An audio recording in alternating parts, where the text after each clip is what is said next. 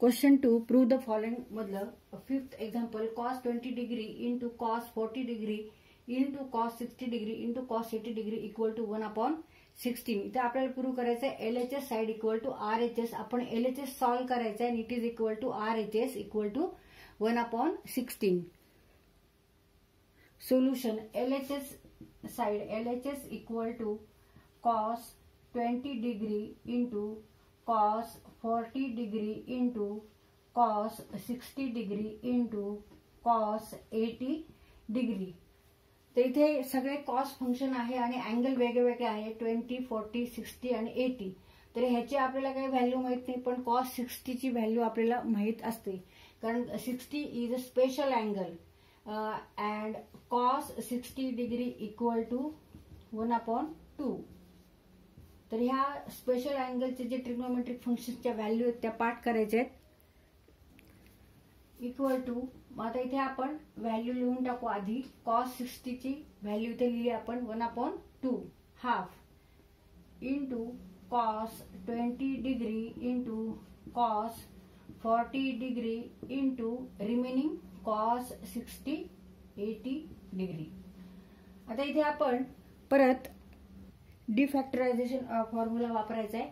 2 cos A into cos B 2 cos A into cos B equal to cos A plus B plus cos A minus B.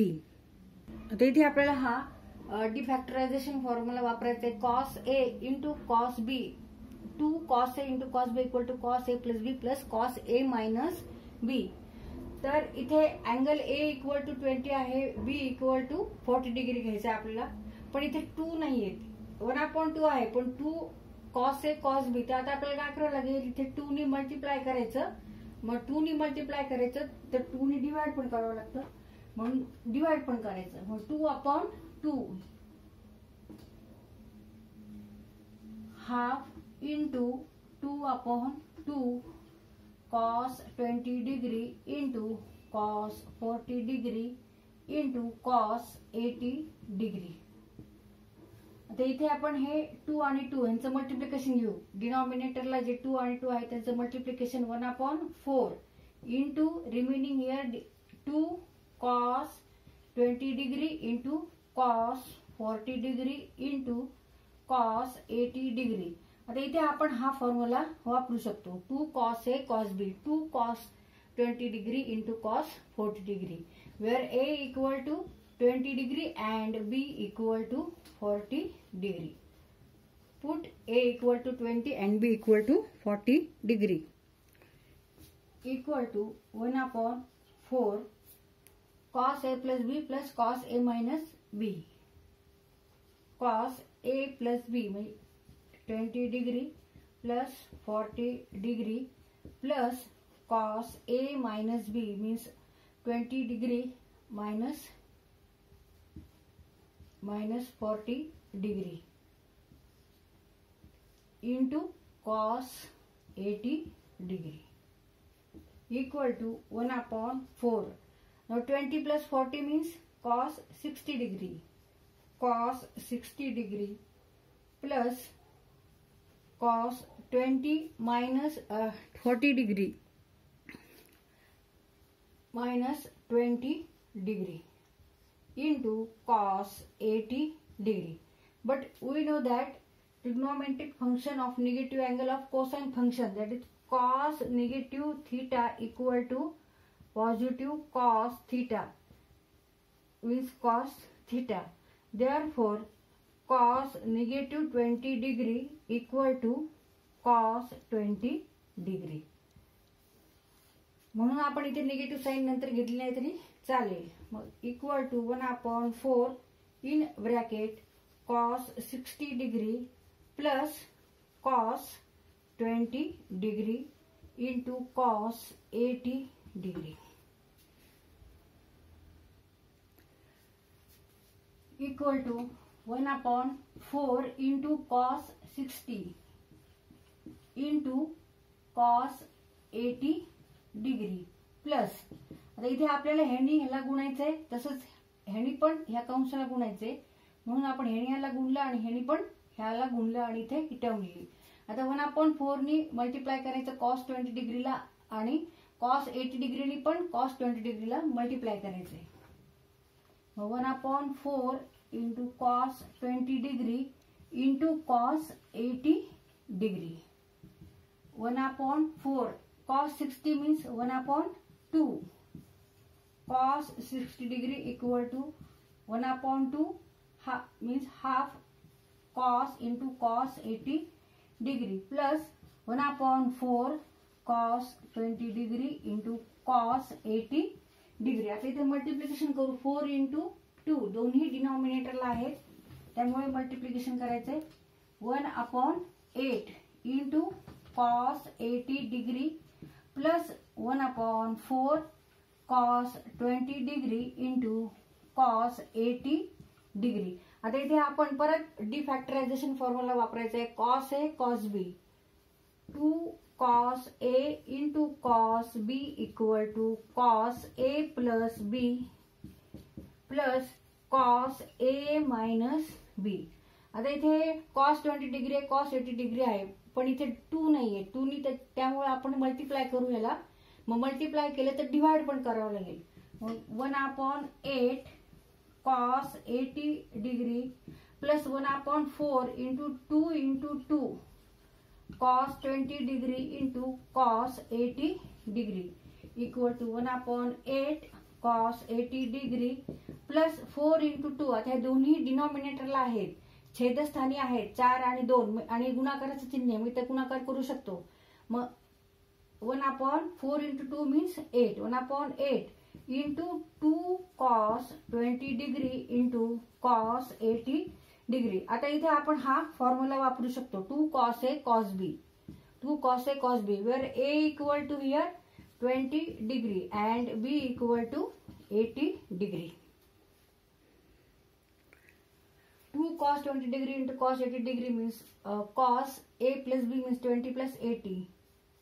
Cos 20 degree plus 80 degree plus cos A minus B means 20 degree minus 80 degree.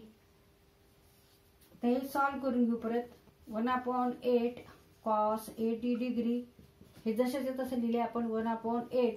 आता हे solve करून घ्यायचे. cos 100 degree plus cos negative 60 degree 20 minus 80 degree. Here sign of it is negative, therefore take here negative आणि minus करायचं. आता इथे आपण परत trigonometric function of negative angle for cosine function cos negative theta equal to cos theta, therefore cos negative 60 degree equal to also cos 60 degree equal to half. Cos 60 is half. इथे आपण ही value ठेवू half. 1/8 into cos 80 degree plus 1/8 into आता cos 100 आहे. cos 100 च्या ऐवजी इथे आपण काय लिहायचं आता अलर्ट अँगल्स करायचे. cos 180 degree minus 80. 180 degree minus 80 means 100 plus half.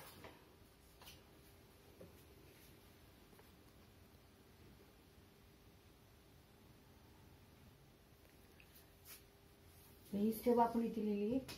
1/8 cos 80 degree plus 1/8 in bracket cos 180 minus 80 degree plus half. आता इथे आपण 180 डिग्री मायनस 80 हे आधी सॉल्व करून घेऊ. It is equal to cos pi means 180 degree pi minus 80 degree. आता हे allied angles झालेले आहेत. त्या अलर्ट अँगल्सचा formula for cosine function cos in bracket n pi by 2 plus minus theta equal to here n equal to 2 and n is here even number. त्याच्यामुळे आपण इथे cos theta घ्यायचा प्लस मायनस cos theta. मग here theta is 80 degree but now plus घ्यायचं का minus घ्यायचं हे कशावरून ठरवायचं तर हा हा अँगल कोणत्या क्वाड्रंट मध्ये आहे ते आपल्याला आधी चेक करावं लागेल. आता आपण ही कोऑर्डिनेट सिस्टीम काढून घेतली. पाय मायनस 80 मीन्स सेकंड क्वाड्रंटला. And by definition cos means what? Cos means x coordinate and in second quadrant all numbers on x axis are negative. Therefore cos value of cos is also negative. म्हणून इथे आपण answer काय घ्यायचं इथे negative cos theta means negative cos 80 degree घ्यायचंय. मग आता ह्याचं आन्सर काय आहे negative cos 80 degree. 1/8 cos 80 degree plus 1/8. आता इथे आपण 1/8 ने ह्याला मल्टिप्लाय करू, ह्याला पण मल्टिप्लाय करू, equal to negative cos 80 degree plus 1/8 into 1/2. 1/8 into 1/2 means 1/16. इथे 1/16 लिहू आपण. 1/16 इक्वल टू 1/8 cos 80 डिग्री. हे निगेटिव्ह चिन्ह इकडे येऊ, निगेटिव्ह म्हणजे minus 1/8 into cos 80 degree plus 1/16. आता इथे ही टर्म सारखी आहे पण एक मायनस आणि एक प्लस आहे. एक म्हणजे दिस numbers are one is positive and another is negative. Therefore answer is here 0. 1/8 cos 80 degree minus 1/8 cos 80 degree means 0. So remaining term is only 1/16 and it is equal to RHS side of the equation or example.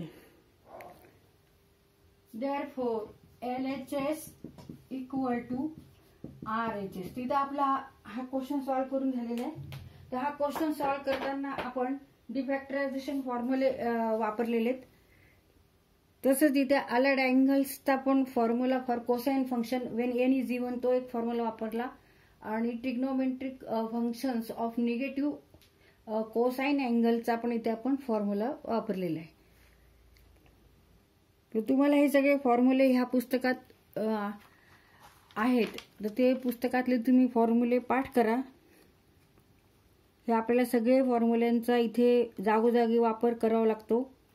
त्याच्यामुळे हे सगळे फॉर्म्युले पाठ करा. तसंच trigonometric ratios of special अँगल्सच्या value ज्या आहेत त्याही पाठ करा.